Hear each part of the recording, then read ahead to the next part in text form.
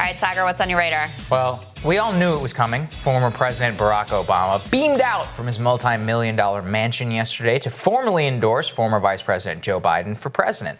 The endorsement caps nearly a year of behind-the-scenes machinations, which recent reporting reveals just how deep he inserted himself into this process, convincing Pete Buttigieg to drop out of the race in exchange for leverage over Biden, convincing Sanders to get out of the race despite extracting no policy concessions, and more. Obama famously refused to even endorse his former vice president in this process in the beginning, despite the help that he threw him behind the scenes. We should always remember that he is literally the last major significant person in the Democratic Party to make that endorsement. And despite knowing him far better than anybody else. But now that Joe is the default case, Obama is here to make an inspiring pitch for him. Let's take a listen. It's one of the reasons that Joe already has what is the most progressive platform of any major party nominee in history. Because even before the pandemic turned the world upside down, it was already clear that we needed real structural change. The vast inequalities created by the new economy are easier to see now, but they existed long before this pandemic hit. Health professionals, teachers, delivery drivers, grocery clerks, cleaners, the people who truly make our economy run, they've always been essential. And for years, too many of the people who do the essential work of this country have been underpaid, financially stressed, and given too little support. And that applies to the next generation of Americans. Young people graduating into unprecedented unemployment. They're going to need economic policies that give them faith in the future and give them relief from crushing student loan debt. So we need to do more than just tinker around the edges with tax credits or underfunded programs. We have to go further to give everybody a great education, a lasting career, and a stable retirement. We have to protect the gains we made with the Affordable Care Act, but it's also time to go further. We should make plans affordable for everyone, provide everyone with a public option, expand Medicare, and finish the job so that healthcare isn't just a right, but a reality for everybody. We have to return the U.S. to the Paris Agreement and lead the world in reducing the pollution that causes climate change. But science tells us we have to go much further, that it's time for us to accelerate progress on bold new green initiatives that make our economy a clean energy innovator, save us money, and secure our children's future. I know that was really long, and that his preening is very difficult to listen to, but it was important that I play that full spot for you so you can quite clearly see that what Barack Obama is endorsing Joe Biden for is, well, let's just check these notes, it's basically nothing.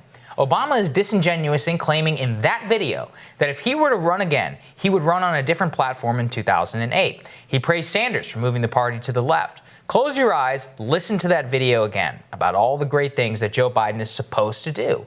You might think you're actually back at a 2012 rally for Barack Obama's re-election campaign.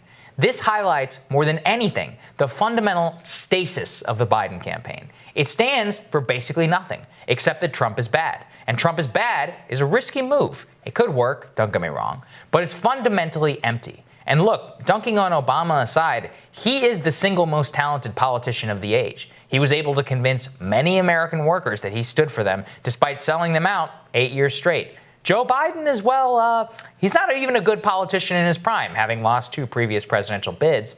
And nowadays, he can barely get through a scripted speech, let alone anything impromptu, which means that Joe Biden is in the dangerous position of having to run on the unpopular Obama legacy and accomplishments, or lack thereof, while lacking literally negative political skill. And the best part is, as risers know, we already have a test case for this. Her name was Hillary Clinton. And here is what happened the last time Barack Obama put it all on the line for her. In fact, if you want to give Michelle and me a good send-off, and that was a beautiful video, but don't just watch us walk off into the sunset now. Get people registered to vote.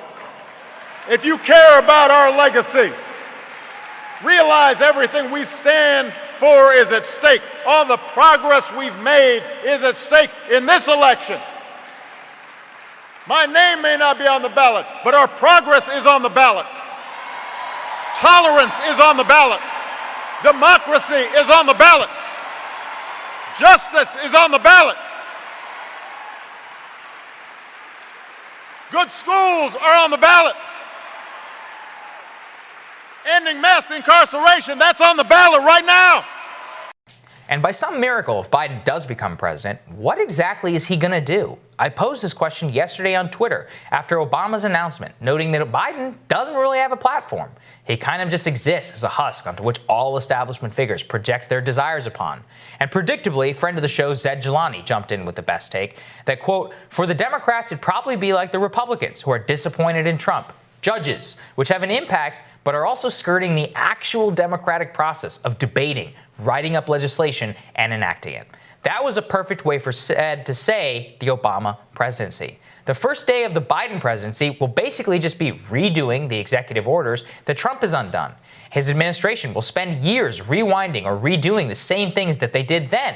And by the time they're even finished, it will take 4 years. Right now, 7 months from Election Day, Joe Biden does not have a single major piece of legislation that he will go for. Now look, Trump tried and failed to get his wall in the first 100 days. He might have succeeded, but for one Paul Ryan.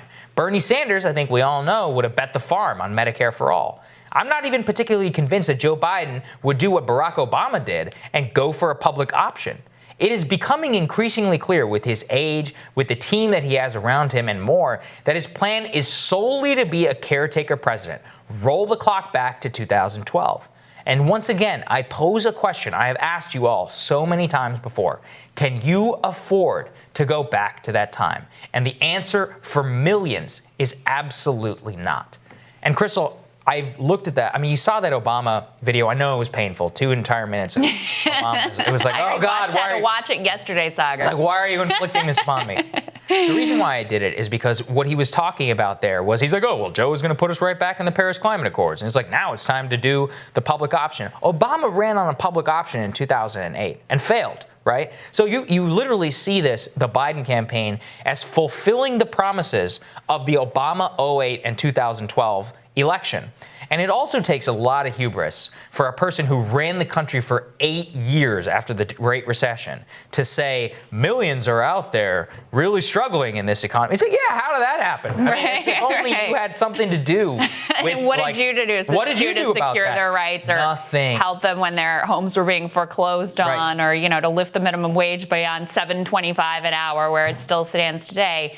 Yeah, I mean, it's funny. A couple notes on that video. First of all, Obama looks great. Yeah, I think the aging process stopped like the minute he left the White House. He's like frozen in time. Looks if exactly you and I were the same. hanging out with Richard Branson, a billionaire on his private island, and breaking in all this money, we'd be looking good. All the rest of us are all stressed out. He's like rested and relaxed, just hanging out. I think it's kind of interesting that he chose to do his own standalone video rather than appearing with Joe Biden to have that interaction. And I think, look, who knows what the reasons are behind that, but I think it was smart because the dynamic of the two of them together, like the comparison between them, I mean, Obama, for all of his faults, he is a one of a kind, like once in a generation politician in terms of his talent. So to have the two of them next to each other interacting in any way, I think would have been very jarring in the disparate abilities that would be on display.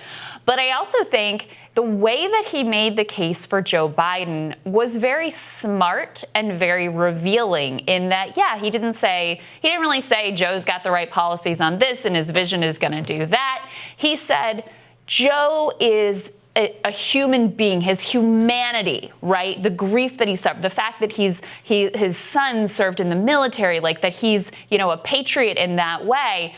That is actually the real appeal of Joe Biden. Yes. That is the real reason that he won the Democratic primary. It was mostly by default, but it was also because people had a genuine affection for the man that they imagine him to be. And so for Obama to make that case, I think frankly is the most effective case that you can make for Joe Biden. And then for the Bernie Sanders supporters, he's like, look, it's not going to be like it was back in 2008. We get it. We're going to go way further than that, yeah, we'll believe it when we see it. Again, I mean, look, you look at, and I think that's such a great point, which is that Obama is, the reason he did that standalone video, spoke straight to the country, is because, here's the truth, people love Barack Obama more than they like Donald Trump, Bernie Sanders, and Joe Biden probably combined. Yeah. He's one of the most, has He's so much talented. affection. He is a very talented guy. I don't see it, but I get it. And what you see there is he's literally trying to mortgage his affection and all of his credibility and trying to buy Joe Biden the presidency. And that's the reason that I played that Hillary clip from 2016, right? Which is that he did this before. Obama is unable to transfer his personal dynamism to terrible politicians like Hillary Clinton and Joe Biden. And Hillary and Biden have to run on Obama's legacy. Libya, Iraq, Afghanistan, the bailout bills. I can go on and on and on. Right. And when you have to run on that legacy and you have no political skill, you lose, because it turns out people don't like those policies. They never did. They, for some reason, trusted Barack Obama despite the fact that he continued to do this. But you strip that away and you have Biden, who can barely string a sentence together, having to run on TPP and all this other neoliberalism. Forget about it. That's the major point that I want to make I here. think it's incredibly important to always remember that while Barack Obama was able to get himself reelected, the Democratic Party outside of the presidency was basically gutted and destroyed over the 8 years of his terms. We lost 1,000 state house legislative seats. We lost governor's mansion. We lost the House. We lost the Senate. Even in the very first midterm, that 2010 midterm, that was when I ran for Congress, which was awesome. That was a bloodbath. There wasn't one single Democratic challenger in the entire country that won. Tea Party takeover, the way that influenced Washington. So, yes, in the context of a Democratic primary, Barack Obama is very popular and very powerful.